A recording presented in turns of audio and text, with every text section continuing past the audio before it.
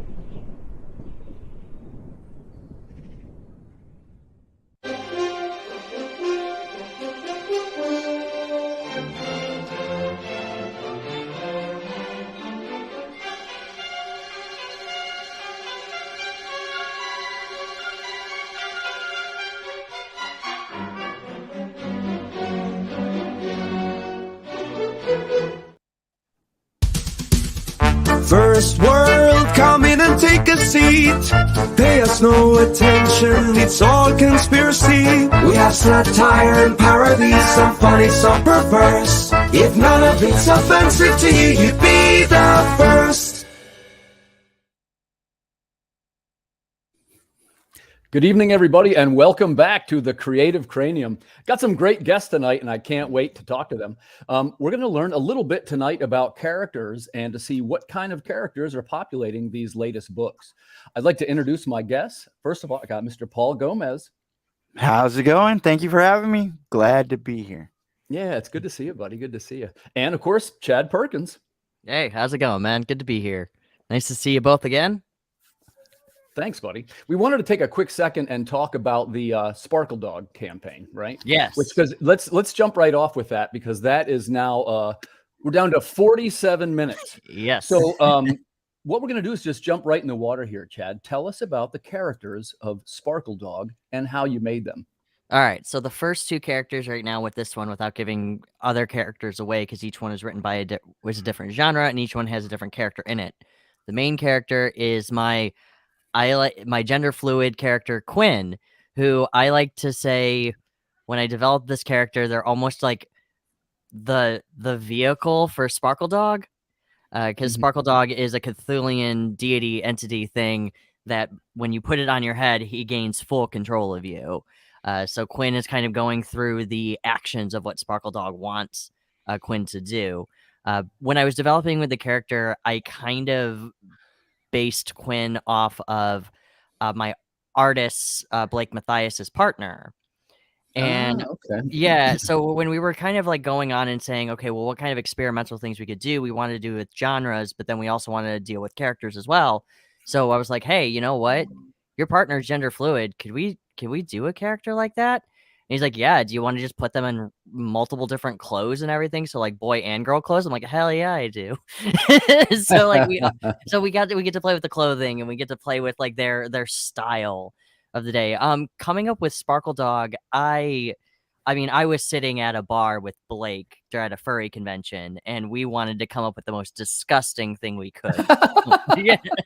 And that was Sparkle Dog, which is the fursuit that controls Quinn or whoever's wearing them. And what we wanted to come up with this really almost parody type character. So it talks like I'm Willie Adorbs, a woo. And that's how it talks. It talks Gotcha, in gotcha. rainbow, gross, bleeding text. Yeah, man, sure. Quinn says it sounds like a corpse being scraping candy on your brain. So yeah. But what really when creating Sparkle Dog, he's been my favorite so far designing, because I can just make them do whatever they want. If they want to scare the crap out of you, sure. If they want to play with you, sure. So that's how I kind of came up with them on the more simpler side with them. So. Oh, congratulations on reaching your funding goal. Oh yeah, when I saw it get up to 1,700, and then it was like at $1 in like I think it was 5 hours. I was like, we are $1 away from 1,800. And then yeah, I know that's always the grind, yeah. right? And you're probably going to get a little bit of a spike right here at the end, I've got to guess. And well, we'll talk about it as we go around, because you got some other books too, and I want to hear about those also. But let's jump over to Paul. First of all, Paul, welcome to the Creative Cranium. Hey, this is so we're starting to hang out more often now, right? Yeah, man. We talked on my show, and I'm here on yours. I'm thrilled to have you. And I can't wait for our viewers to find out about Prelude to Aurora. Yeah, can you tell us a little bit? Yeah, first of all, I love the art, but I'm going to let Paul do the pitching here. First off, tell us about the characters. What we're trying to do tonight is really focus on the characters that populate the books. Well, and this one's a little bit different, unique than most of my other books. I kind of jump into the character creation of building them at the beginning of those other books. And this one is kind of the main character is a young woman who's got amnesia, so it's kind of hard to build her character until later on, because I'm trying to build that story and pull you in a unique way. This book really, I tell people, is action driven, and I feel like the action itself is the main character, if you will. Now, granted, there are gargoyles and there are demons, and they play a huge part in this. And of course, like I said, this young lady, this woman who doesn't know what's going on and is trying to basically, I guess, like kill herself to protect something, and she didn't know what. But it's really the action that's the main character, if you will. Sure, absolutely. I actually, real quick on that, I like that comment where the action is the character, because if you ever played the game BioShock, yeah, where the world itself is a character. Yeah. So I'm really glad that somebody else says that too. Well, and the thing with this story is I really wrote it for my artist, because he was the artist on PTSD, which was my first book, and Cryptic Haze, which was my fourth one. And I loved his art so much that I started, collaborating with talking to him back and forth and throughout those process. And I said, what do you like? What do you want to do? And this kind of took me out of my comfort zone. And I said, you know what? I want to push my writing in a different direction. So I wanted to build the character around that action that I knew he could draw so well. Hell yeah. Yeah, they did a nice job. Yeah, and we'll come around to the character designs after. We're going to have Greg Moquin out with us in a couple of minutes. He told us he's going to be late. But in the meanwhile, hey, man, I'll jump in the water too, because I got an active campaign. Of course, I'm talking about Call of the Cryptid. Yeah. It's a cryptid-based visual sci-fi adventure. And our character... First of all, I should start by saying you're going to see some marketing things, and it sort of talks about the cryptids and Bigfoot and the UFOs and that kind of thing. But the story's primarily about a girl, and her name's Cadence Malloy, and she is an Asian American teenager, and she has just been through a tragedy in her family. Okay, that's the element. And essentially what it does is that it makes her more sensitive to these alien visitations, and that's how the whole thing is set up. Here's a look at her. Wow. Who did the art? Who is the artist on This this? is my partner, Erwin Arosa, and we've done okay. a couple. Yeah, we've done a couple of books together, and he's mostly known as the variant cover fella, but he does the interiors on our series as well. And I always like to make the gamble with people out there. If you love beautiful artwork, I'll make a bold statement. Hey, this will be the most beautiful book you will see this year. If you buy it and you think that's not the case, send me a DM. I'll give you your money back. So I'm going all in on the beautiful artwork thing, right? And I'm gonna draw a comic about stick figures and then send it to you and be like, this is beautiful. And just real quick, one other quick thing that we're doing. People love Erwin's artwork, and they said things to me like, hey, you should have a black and white issue someday where you show off his grays and his renders. And every time when we make the posters and stuff, we also send those as a black and white. And as a matter of fact, you can kind of see the one behind me over my shoulder. See the hunchback there behind me? Yeah, that's such a cool. Yeah, it's so good. It's like being in a band, right? You got to listen to what the audience is telling you to play. So we said, okay, the next time we'll make this black and white book. So you're looking now at this is what we call the noir edition. It's a fully black and white edition set in the style of the 1970s Curtis magazines, which are things like eerie, creepy, Vampirella, if you like stuff like that. And the interiors are black and white as well. But the only thing that's color, it will ship with a fluorescent green chrome enhanced logo, which you see right there on the cover. So it's gonna look really disgusting. It's gonna be, and it's supposed to look like a 50s movie poster. Right? So that's the concept behind that. Welcome, Greg. I do have a question for you on that. His artwork is what you said. His name is Romaz. He's Erwin Arosa. Is he a Ben Templesmith fan? Because his painted books look very similar to the style of how Ben Templesmith draws. You know, I've been meaning to get him on the show, and we'll get him on and ask him. I know that he follows all the great artists, but, you know, I don't like to speak for the artists because sometimes they'll say something different than what I will say. Hey, we got to say welcome to Greg Moquin. What's up? Hey, Greg. Hey. How you doing, buddy? Okay. I was just eating food.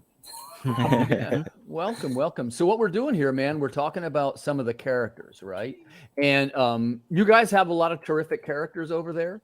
Let me see if I can get you. I know you're actually in fulfillment right now for one, right? Ink, yeah. So did you want to talk about the next Mittens then, or what we want to do? Let's hear about the characters from Sierra Nova. Tell us, please. We have a lot. So we have a lot of superhero characters. So there's John Benson. He's in our flagship title, Seer Chronicles. He's like the main character for a majority of the first saga, if you want to call it that. Well, hold on real quick, Greg, because you guys are getting pretty big. So how many titles are there now for Sierra Nova? I think there's 7. Wow. Okay. It's impressive. Yeah, it's a lot of money. I feel that in my bones.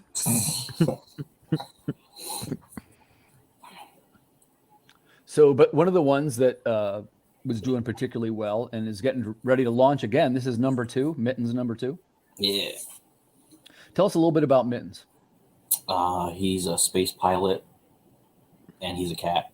It sounds cool already. It's based off of my girlfriend's childhood cat. She told me a story about her cat named Mittens. He was apparently a famous cat in the neighborhood because, like, after he died, it was like a mafia funeral. So there was a bunch of cats that just showed up out of nowhere. Like a lot, not like 4. Like it was like if Garfield was to die or something, and everybody. And I was like, oh, so I'm gonna take that and put a sci-fi twist onto it. So I did, and he actually works for like a mob boss on Planet Yarn, and that's how his whole story starts for this first plot arc. So there's Mittens, Oscar Paughton, which is the mob boss on Planet Yarn. And then there's a character that you only see in like the end credits if you have a certain version of the first issue. His name is Griff, and he's a panda bear. Tell you what, well, if I don't have him ready right now, I'll have him ready for the next time we go around in a circle, because he's on Facebook, right? Yeah, that's the one I shared today. Right. Let's get Griff up here, man. And so this is the second issue that's coming. Yep. Right. Okay.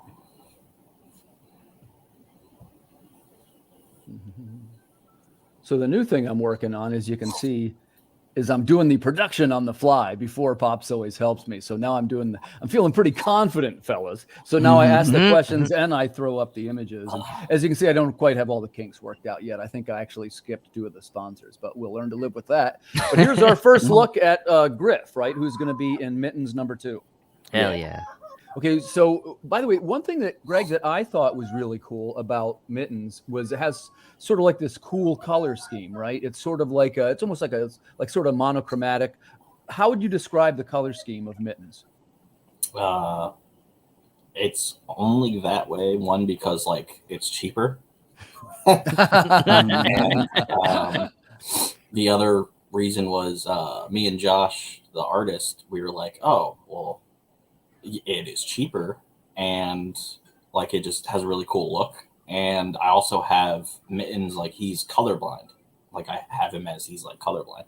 So you're gonna see something, and I think it's the 3rd issue, not the 2nd one, because I went through the 3rd issue to edit it.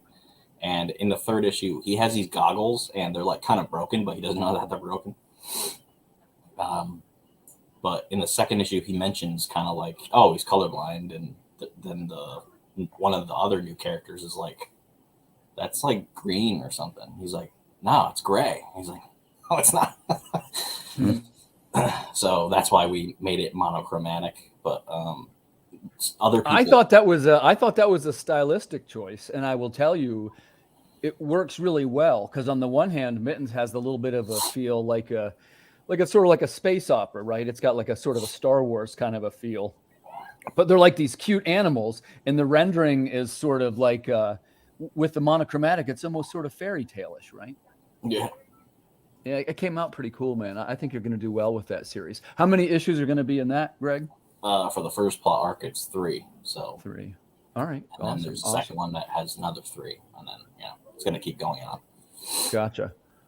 All right, let's jump back to Sparkle Dog for a second. So we're down to 33 minutes. If anybody wants to jump in there, so Chad, I mentioned, so you got a couple of characters in your stable, right? There's Blue Lullaby. Mm-hmm. So how many titles do you have? Currently, I have 2. I have the Sparkle Dog, which has currently been picked up by Hasm Productions. But hey, congratulations! We love the Hasm Productions guys. They're awesome. Give them a quick shout out. Hell Rodney, yeah. you're the best, man.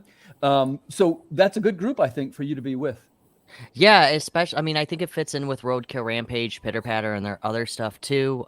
When we were discussing it, they kind of wanted to see how Sparkle Dog would do because it's such a strange book. So when they decided to take it, one of the things that I really liked with this book when it came to the characters, and I'll go in a little bit of detail with them, is each one is a different furry per issue, and it's all a different genre. So this next one is going to be a frog that's like Kermit the Frog based, but it's almost like a Little Nightmares blend. The other one is going to be a speakeasy lounge singer, cat girl, who's burning to death as she's telling this legend of Sparkle Dog. When I tell you that this is the legend of Sparkle Dog, I'm telling you right now, it is telling you the legend of Sparkle Dog. Like there's no trick. The title is literal. So then each one has like their own spin, and it was really kind of fun developing them. Like my Muppet character speaks in run-on sentences. So it's just jumbles of words. I'll just quick jump in here. I love when characters talk funny. It's one of my favorite things. I do too. I like, especially when they do like accents. Like I do have one character that always says in the middle of everything. It was very annoying to type. And even writing Sparkle Dog, that character, when I had to speak in furry, was essentially me drinking myself half to death. when I was writing it. I actually consulted one of my other buddies who's in the community on how to get it to him to talk properly, because I wanted it to be the cringiest, most disgusting thing in the world. I had a lot of fun developing these characters, so. Yeah, and man, I think you did a good job, and that's something I hope it keeps going for you. So we'll jump over to Paul, right? Paul, kind of the same deal for you. You got a couple of titles now. Yeah, definitely. How many titles do you have? I think I got 4. This is going to be my 4th title. I put out 4 books last year. Yeah, and then I've got another one coming right after this as well. So I mean, that's going to be my 5th. I got PTSD, Bushibu Circus Mysteries, issue 1 and 2 are out. And then Cryptic Haze, Prelude to Aurora is going to be my 4th title. And then Dracula Descent's going to be right after that. I mean, it's all finished and done. Both of these books are. I just need to get them printed and get them to, my backers and stuff. And good for you, man. That's a really good output. And that's, you obviously have some quality teams around you. So that's, when are you going to have, so the new one is Prelude to Aurora. That's the brand. That's the one that's currently running on Kickstarter. Yes. But did I just hear you say that there's one other new one coming out after this? Right after we do Prelude, we're going to do a Kickstarter for Dracula's Descent. And the reason we're doing that in such a hurry is because that actually is picked up by a publisher, Blood Moon Comics. And that's going to be out in August 30th in stores. So okay, hey, I'm going to go slightly off the tracks then and ask you a little bit of a different question, because that's enough projects. Like, we're all somewhat similar in what we're doing, and I like to learn how other people are doing it. So how many Kickstarters do you think you can effectively run in a year? Well, I mean, if I had the money, I think I could do about 13 or 14 if I had the money. Are you for real with me? For me, it's not necessarily the money, but the time. No, in all honesty, I could handle throwing them up there one after the other, maybe even doing a few 15-day campaigns as opposed to the 30 days. But to me, it's really the cost of it. I think I could do the shows, I could schedule it, and I could fulfill, within a week or two. That's what my goals are just about every time I've done my Kickstarters, and I've kind of hit them. Every once in a while, I'll have a tier that kind of gets stalled a little bit, but it averages about 2 weeks for me to get everything printed, and that's about the time that you get your funds. Get my funds in, get all my money to my people, send it all out. And that's certainly very impressive, brother. And I'll tell you that actually, I'll roll this question around to the next round. But what I'm headed toward is that J.D. Rosario calls these the spinning plates. And what happens is, because we're all writers in this room, correct? Yes. Mm-hmm. Yeah. So really, at the end of the day, we're writers, man. We're writing, and we're going to be writing the next story. But what happens is, you got to become Kickstarter guy and publisher guy, and then you become trading card making guy and podcasting guy, and then you become YouTube channel guy. As a matter of fact, here we are right now broadcasting across 11 channels on the Madness Network. It all becomes all these other things. And by the way, don't hear that I'm in some way not grateful for all these wonderful things that are happening. Man, I'm super grateful. I love the ride. But the truth is, I always go, man, I should be working on the next story right now. And what happens? And here's the thing: it's like you find your strengths and you play to your strengths, and your weaknesses, if you can find somebody that can fulfill that weakness. And I have such a great team around me that I feel if I skipped a beat on my Kickstarter, if I couldn't handle it, I've got at least 1 or 2 other people that are constantly doing great Kickstarters, so they could step in for me and pick it up a little bit. All right. Yeah, I mean, there's tons of great services out there. You're definitely on a roll. How about Greg? I think I sort of skipped him with this question, which is, so Greg, you do typically how many Kickstarters a year? You do like 4, is it? Usually I've done like 2 or 3. Okay, gotcha. I was trying. What's the sweet spot for Sierra Nova? That's what I want to know. In your perfect world, what's the? Probably like just 1 a quarter, if that's possible. Hey man, one great big one. Am I right? Yeah. What is that, Brandon Sanderson? You have one, you have 1 or 2 $5 million Kickstarters. $1 million here, $1 million there. Pretty soon, it's real money. Oh, is he real money? I missed that. Does his Way of Kings world and everything do really well? Didn't know that. How about Chad? How about you? So you've got Well, of course, your output's now probably going to be. When I you make have your Kickstarters, do the Hasm guys do that, or are you kind of like a one-man show? with the Sparkle Dog, I have Hasm backing me. So yeah, so they're going to be with the second issue, which is currently in production right now. Yeah, Hasm is going to be helping me out with that. With the other two, because I do have 2 other books in production as well. That's probably going to be all me and my artist. So we're going to do that all by ourselves. And this was my first Kickstarter, and I'm actually very, very shocked on how well it did. I'm just happy, even if we just got like just barely funded. Yeah, Chad, I'll tell you, I enjoy spending time with you, and you've been a fun guest on all the shows I've been on. So you're always welcome over here, man. And also, I'm not just saying that because we both like metal, as probably most of you know, but it does help. Hell yeah, it does. So just a quick reminder to the viewers. So Sparkle Dog is now down to something like 20-some minutes. I think Here's your chance to jump in, and I'm kind of spending a little bit of extra time on that because you're the one that's closest to the edge, as it were. Yeah. Sorry, Greg already went off the air. We could have been promoting Ink, but I will say congratulations. Yeah. On another successful campaign for Sierra Nova. So you guys are doing a good job over there, man. Yeah, trying. The first issue of that first issue, or the preview issue, I think I had of Ink was actually very good. So I'm very excited to see the first and the second issue fully. So I'm very excited. Well, how about I want to stay on the theme of the characters, right? And we'll go around. And this time, I'm very interested in merch and what are some new types of merch that could be associated with your characters. And everybody's got something different. And I was going to see, Paul, what do you think is the latest, greatest thing you could offer, especially if it's in the terms of a character? Well, I mean, I really don't have that much merch on my newest one. I'm kind of looking into shot glasses and stuff. Oh, That's nice. Kind of what you're talking about. Yeah. Yeah, sure. Because I mean, sure. I think my age level is like around that 18, 19 aimed base range. So I'm thinking, 21, right there around drinking age. Shot glasses would look great with a gargoyle or demon on it. Sure. Hell yeah. I would buy that, buddy. Yeah. And by the way, we all talked about, we're all varying degrees of comic collectors, most of us.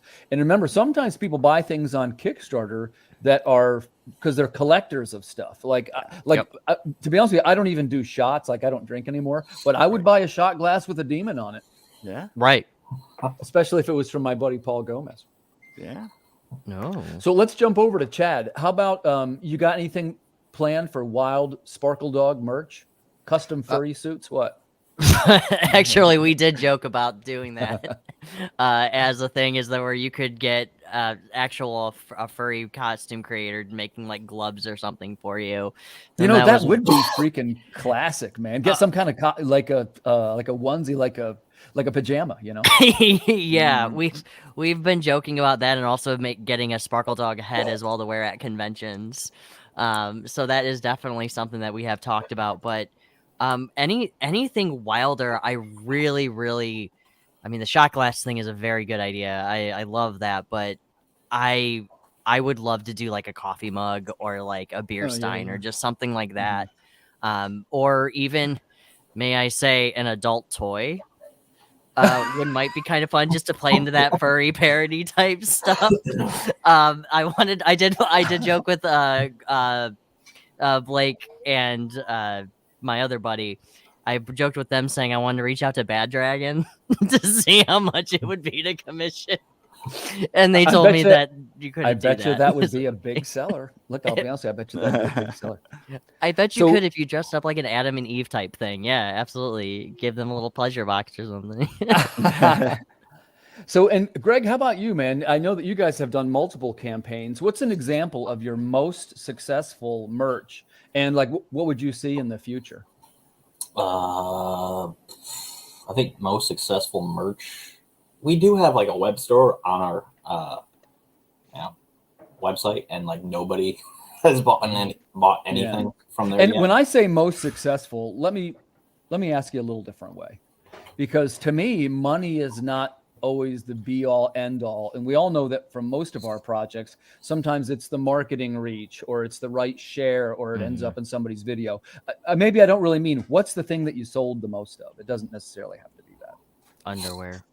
Well, on the mittens Kickstarter, we had these keychains that were, one of the characters is Commissioner Quackers, and I remember that. So people got that because they're like, oh, that's just an awesome looking character. And I was like, yeah, he's in the first issue, and onward. And an idea we did have was we're gonna try to get a mittens plushie. But oh yeah, I couldn't do that because on Etsy somewhere we saw it and it was like way too much money. But I know Carissa Grant. Yeah, I was about to say she did the Anubis one. Yeah, so I might ask her like how she goes about doing that. Yeah, gotcha. Yeah, her stuff has a lot. She has done a lot of wild stuff, like the figures, like the little wax figures. I think she's just recently done. All of it's turned out really, really nice. Yeah. My next thing, of course, this is for the Call of the Cryptid. I'm trying to create things that have the little bit of a feel of being sci-fi collectibles. And in this case, the new one is the Terran Artifact. And the first one's what they are laser engraved wood etchings of various cover images and things from the, it's actually 4 choices. I might go to 5. And by the way, this has turned out pretty successful. When I say pretty successful, guys, I'm not a big shot, right? Like I sold 5 of them, I think. But I will tell you, it's still 5 good. I didn't have. Like, right? Oh, and by the way, exactly. this the one you're seeing there. It's the cover set, which is it comes with 5. It comes with every copy of the book, and this is like the frosting and the collectible for package, $68. Right? Mm-hmm. Wow. And that includes the reason why, because yeah. one of them is real expensive. It's the holofoil book, which is that's $30. real. That's a good deal. I hope people think so. I sold a couple, and it is custom. Like you can request what you want. Like say, for example, if you wanted this one. Some people know that image. Yeah. Can you get the Hunchback one? Yeah, I sure can. I don't have that one sitting right here, but matter of fact, I guess it's okay to tell you guys what I've been doing is that for early backers and stuff and people who share them on social media, you can win one. And I sent the Hunchback one to Scotland yesterday. Oh, wow. Yeah, right. So I'm pretty excited about that. And when I say new merch, guys, remember, I don't actually know very much about merch, and I don't necessarily know what'll work and what won't. I know I got to try new things, and we talked about Carissa, which she's like a natural to this, and we're friends with Laurie too, right? Who she's cleaning it up on the. They're like custom Funko Pops, is what they are. And, Laurie Foster. She's Laurie Calcaterra. Laurie Calcaterra, right, okay. right. Yeah. And by the way, her product looks terrific too. She's been on the show a couple of times, but she'd be the first to tell you, she's got some great merch and she's trying different things. I don't know if I want to get into the custom stuff quite as much because what you find, and actually, Greg, you know this story. I told you this before. It was for the Water Wars campaign. We're going to do custom hats, right? I got my cryptid hat right now. But if you go to the Water Wars hat, it was like a Chinese infantry marching hat, if you know what that looks like. It's like a cap almost, and it has the emblem, and it looks like it's going to be a communist cap, but it says Water Wars 2288. It's super cool, man. And it's even like a tan khaki color. And I talked to the nice lady on the phone, and she's very professional. And she says something like, oh, hey, how would you like the stitching? How would you like you can use what color of the stitching? You can use orange stitching, and it'll really pop out, And I'm maybe 20 minutes into this conversation, and I go, this lady's terrific, but I'm not a hat maker. What am I doing here? Right. And again, that's not, when Tim says things, don't hear that I'm disparaging other people, because I know that there's a segment for everybody. And man, I'll cheer for you from the front row if you become the best at selling hats during your Kickstarter campaign. Oddly enough, when we were building the Sparkle Dog campaign, they pitched the idea of doing T-shirts, and I'm a sucker for T-shirts. Like if you put a quick T-shirt, vote. So Chad, did you do T-shirts for Sparkle Dog? I did. You did. I did. Paul, did you do T-shirts for No. Prelude? Okay, I didn't do T-shirts for Cryptid. Greg, did you do T-shirts for Ink? Yes. How many did you sell? I would have to check, but I need to go on there anyway because I have to see how many failed backers there are right now. Oh, you're at the I gotta fun do part. that in just a few moments. But Yeah, we usually do one shirt, and we limit it to like 10. Except mittens, we kind of did a little oopsie.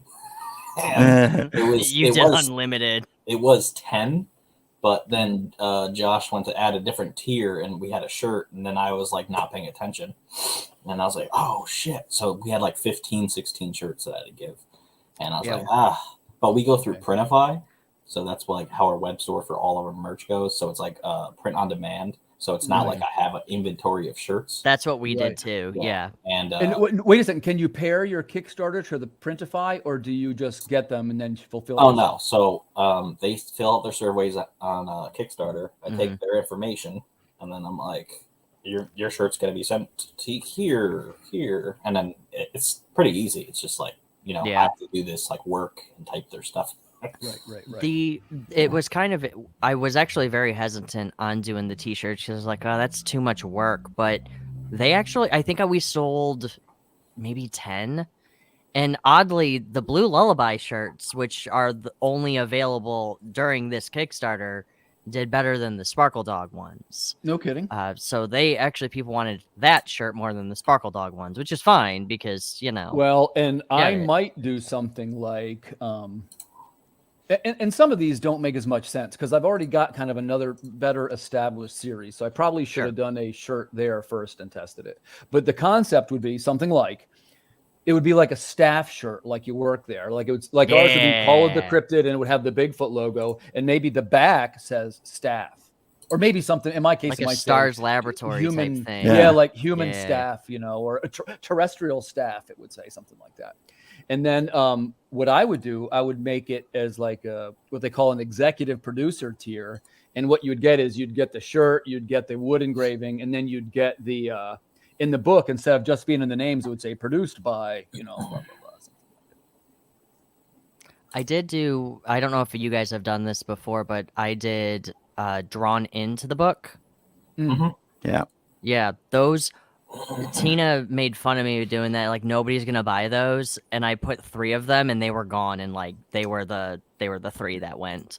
And keep going. I was just saying. And then the one person that bought one, and I thought it was them. I messaged them, and they had no idea what they bought, so it makes it even funnier. Because they just wanted to support my Kickstarter. Wow. And I'm like, they're like, you could just give it to somebody else. I'm like, oh no, I'm not. No, you're going in the book.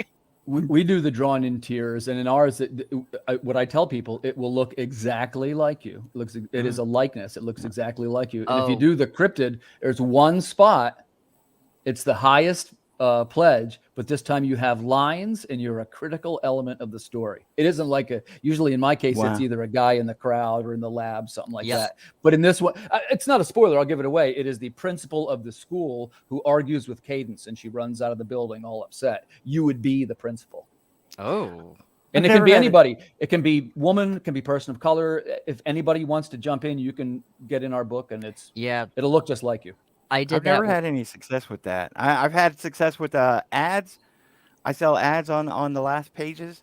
Usually tell us about that. What do you get? Tell us about the ads, Paul. Well, the last on this one, I had 2 pages that I sold full page ads.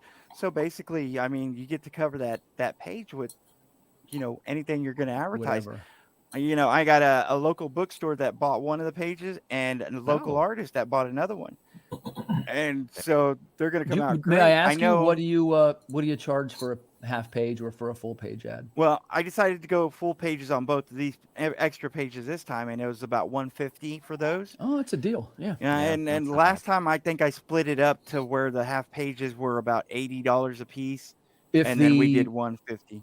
If the person buys the ad space that's in the printed book, does their ad also go into the digital version? Yes.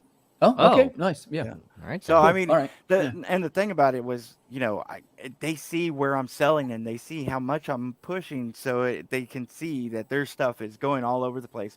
One ad that I sold 2 books ago was a Whatnot store.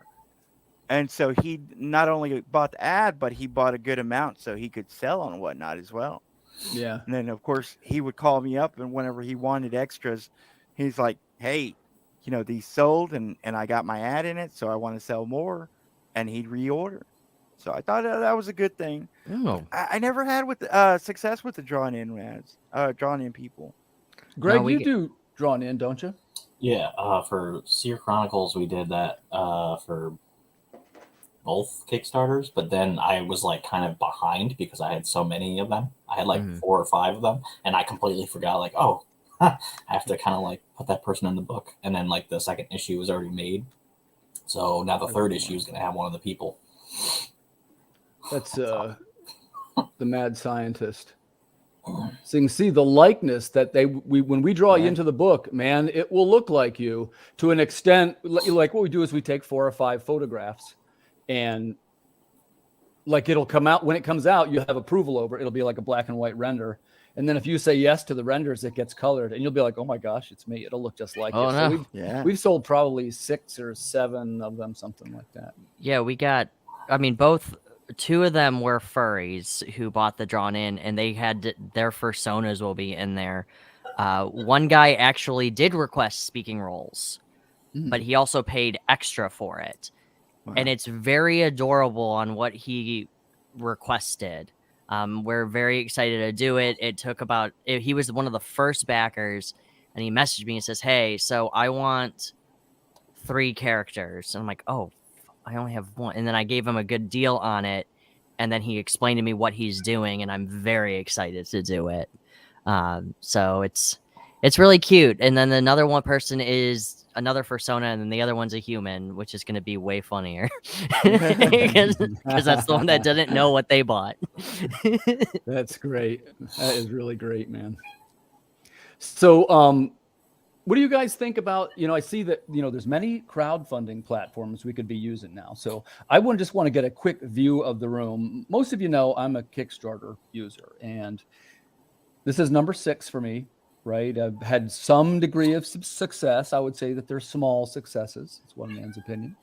Sure. But I never got to a level where I have said, well, I'm going to jump over to Indiegogo or Crowdfunder, or I know Chad uses Grindr. Do you guys use any of the other crowdfunding I don't use platforms? Grindr. That's a website. You just get that. I was like, wait. Hey, Paul, so we'll start with Paul. Do you use any other crowdfunding platform besides? No, I'm solely on Kickstarter. I did look into Indiegogo. It was a little too different for me, so I stayed with Kickstarter. I've looked into all of them actually. Zoop, Crowdfunder, and Fund My Comics. I prefer Kickstarter. Why do you prefer it? Can you tell us a little bit more specifically why you prefer it? It was more user-friendly than Indiegogo. Like I said, Indiegogo was a little more complex. Zoop, it just seemed like you had to be more invited. And even though they offered kind of help on their front, they charged you for certain tiers that they were bringing you in at.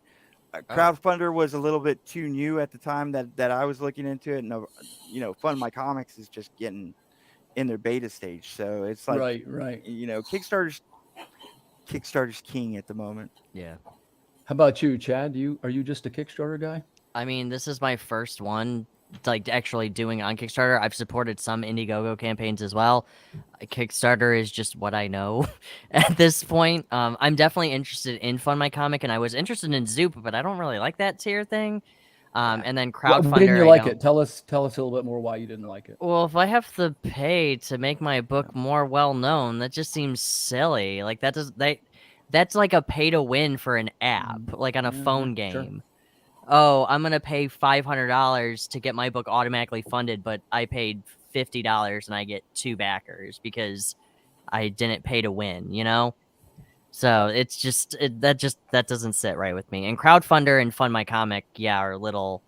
I'm just not really too familiar with them. And Fund My Comic is very new. I'm definitely interested. I do like what Fund My Comic is doing. I think that's Luke, right? Who's doing that? Yeah, that's Luke. Yeah. Greg, how about you? Actually, weren't you on Indiegogo once? When we first started, we did Indiegogo because I'm like, oh, they don't have like an all or nothing thing. So right. You can do it. You can just get the money. And that was in like 2017 when we first started.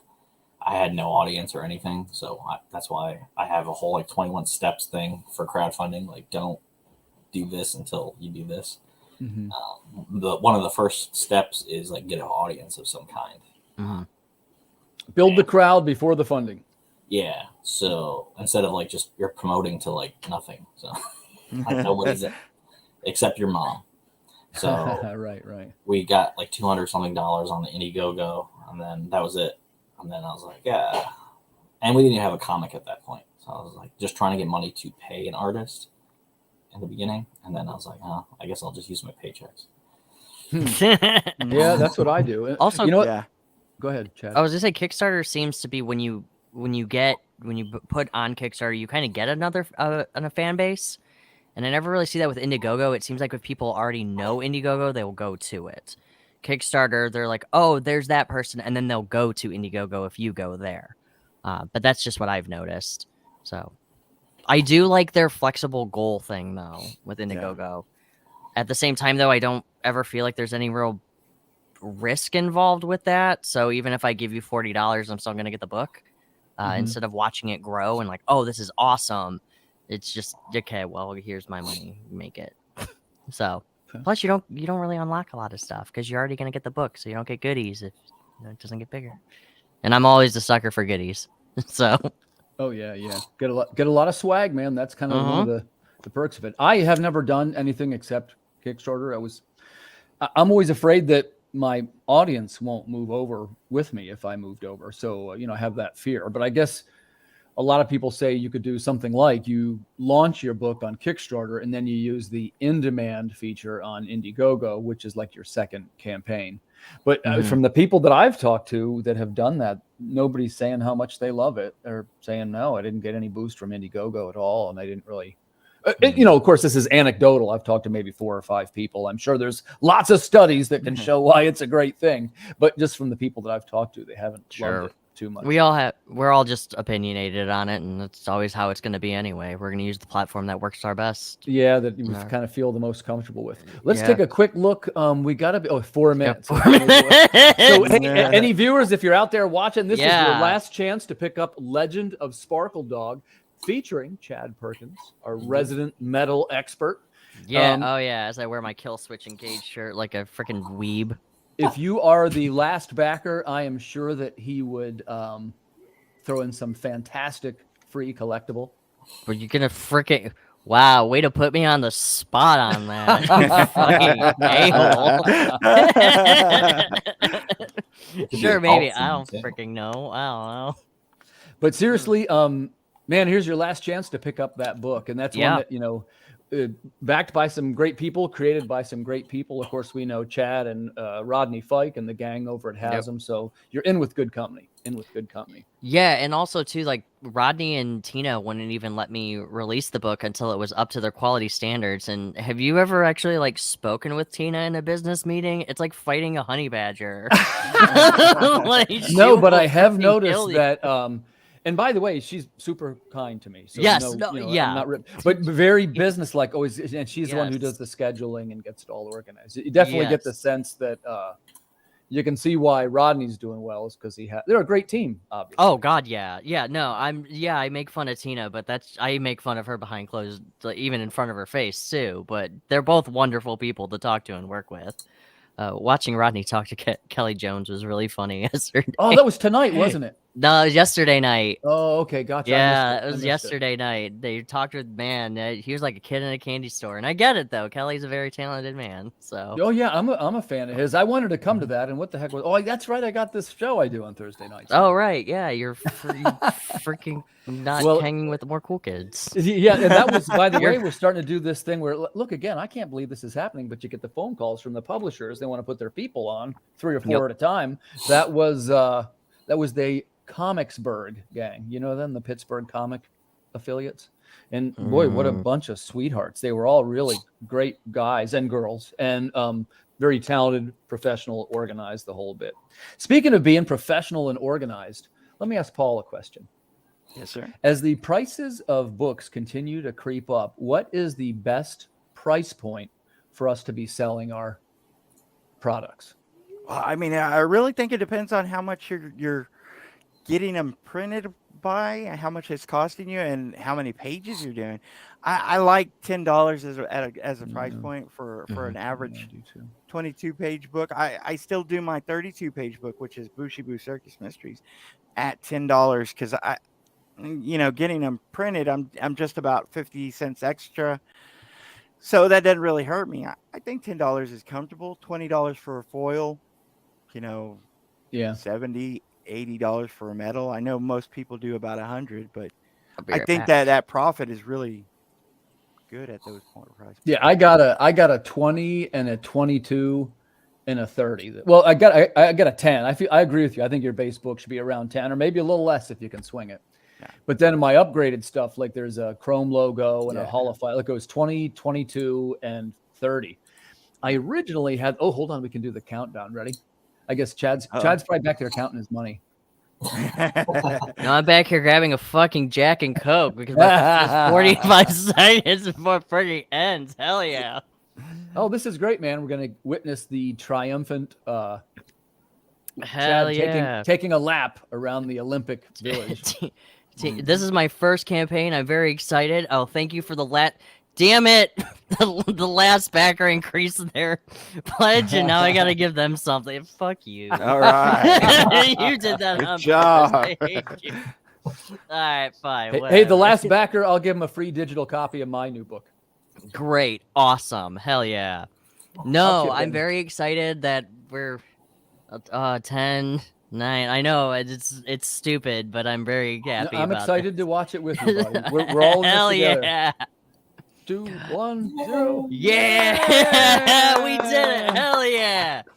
Fuck yeah. I'm just happy. Even if one person backed it and they funded the whole thing, I'm excited. Yeah. Like Congrats, Chad Perkins. Thank I'm glad we you. got to see that on the air. I'm excited for you, buddy. Hell, thank you. And now I got a bunch of back end shit to do. Yay. I'm very excited. Just to let you know, if you guys ever, if anybody did back the Doghouse one, yes, we do have the exclusive Chibi stickers going to be coming out too. Those blue Lullaby shirts are gone. So if nobody bought them, you will be able to do the add-ons once the campaign and the surveys go out. But thank you all for supporting my weird Glad little to, buddy. bizarre. Yeah, yep. Man, bizarre we are right book. there with you, Chad, man, and I'm excited for you, and congratulations. Thank you. I'm gonna go lay down and drink now. No. Go ahead, man. You do your thing. I'll talk to Paul a little bit more about Prelude to Aurora. I did want to give Chad a little bit of extra time since he was kind of right at the finish line, as it were. So let's jump back to I'm a Prelude to fucking Aurora. nerd. So now, when you get into making this book, Paul, first of all, how many variant covers do you have? Currently, we got 2 up there. We got a third one that's coming in. It's going to be a 5-gatefold cover by kind of a new cover artist, Zach Spivey. He's been in the industry for years, but hasn't really done many covers. I was hoping to have his first one because his art was so beautiful and so unique.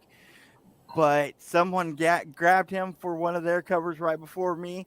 So I'm getting like one of his first 5 covers. I think it's his third. Sure. What's the price points, Paul, for your sets? So the variant covers that my A is from Santa Spina. The interior artist is doing the main cover. And that's going to be a $10 one. My best friend Jeff Mute, who's got a beautiful rendition of this one right here, Santa Spina. Oh, I love that dope. one. That's awesome. That's sick. This shows that's you freaking exactly what's crazy. inside that book. I mean, his beautiful, talented art is right there to display on that That main is cover. metal as fuck, if you It will. looks great. Yeah, it looks great, Right. bro. Yeah, and then that second Oh, cover, I saw this one. Yeah, I saw this one. Right? Yeah. My best Fuck friend yeah. did that one right there, and he always does an amazing job whenever he does my covers. I didn't even ask him to do a cover, but he had read the script and he was like, I don't care if you're going to ask me or not. This is the cover. Are you a metalhead? Yeah, I little here and little there. Sure. Yeah. But But man, man, talk about Nickelback metal. That is not cover metal. is so Nickelback's not cover. No, it's not metal. Sorry to break it to you. I was and the third one we first don't row have of yet. Slipknot. Does that count? Hell yeah, I went to a Yeah. Slipknot concert with Killswitch Engage. It was a fucking incredible concert. I met Corey Taylor about a year ago, man. I handed him my first book and he looked, oh my God. He wrote a comic. Yeah, I know. Yeah, House of Golden Bones. Yep. Yeah, dude. Oh, That's a very right. That's right. weird thing. Weird book. Hey, so Anyways, let's jump over to sorry. Greg. Quick question about variants, right? So what is your entry point preferred on I don't want to say the basic cover, let's say cover A. And then what does your high-end cover go for? Well, for ink, we did a bunch of variants. That was like the first time we ever did more than one variant, because I saw like a lot of Kickstarters are doing variants. Right. So the highest one was 65. Oh, wow. Yeah, and that's just because that's our like lieutenant reward tier, but that's not just the like comic. It obviously has other stuff. So I still price them all at 10 because it's the same thing. It's just a different mask. For another variant that I had, which was called the Key, and that was done by Francesco Tomaselli.